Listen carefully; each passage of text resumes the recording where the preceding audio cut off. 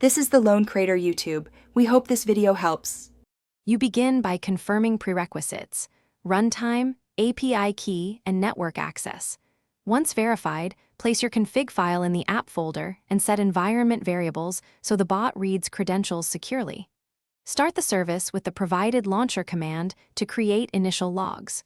Watch startup output for authentication success and module load messages.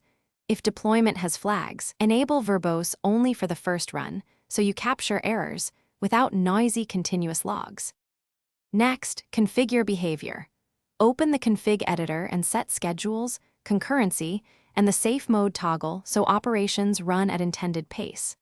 Then map actions to triggers and run dry runs to validate each mapping. This reveals logic errors without side effects. Once the flow is correct, tune rate limits and retry policies to balance throughput and reliability. Make sure to persist backups of working configs and tag versions so you can roll back if a change breaks production. Finally, switch to live mode gradually. Enable a small subset of targets, monitor metrics and logs in real time, and increase scope only after stability is confirmed.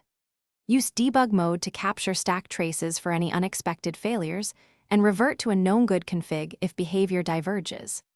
If the bot stops or rejects requests, make sure API quotas and token expiration are not the cause. Renewing keys often fixes silent failures. Maintain a rollback plan so you recover quickly. Thanks for watching. Consider subscribing if we helped you.